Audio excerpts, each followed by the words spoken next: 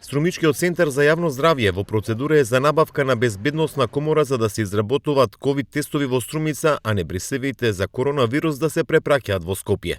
Според директорот на центарот Петр Витанов, како јавно здравствена институција имале апарати за молекуларна диагностика, дали одредени суспектни пациенти се заразени или не од COVID-19, но како што вели тој, потребна е ламинарна комора. Центар за јавно здравје во процедура да набави ламинарна комора, односно безбедносна комора, бидејќи ние го имаме апаратот за вршење на молекуларна диагностика и одредување на позитивни лица кои што се на COVID-19, меѓутоа во моментот бараме начин како тоа да го оствариме и мислам дека наскоро па дури во текот на септември, дека во Струмица ќе почне да се врши и тестирање за COVID-19, не само земање брисеви.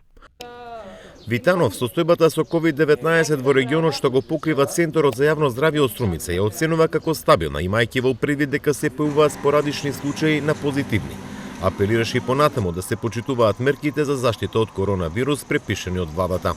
Во моментот би можеле да кажеме дека состојбата е стабилна, иако имаме зголемен број на пациенти кои што доаѓаат на пунктот, исто така имаме и зголемен број, меѓутоа не е тоа нешто рапидно зголемено, на позитивни случаи, така да би можело да се каже дека состојбата е релативно стабилна. Има, значи, некои кластери, тоа станува збор за некои помали фамилиарни кластери и некои кластери кои што се наоѓаат во некои индустријски капацитети. Меѓутоа сега состојбата можеме да кажеме дека е стабилна.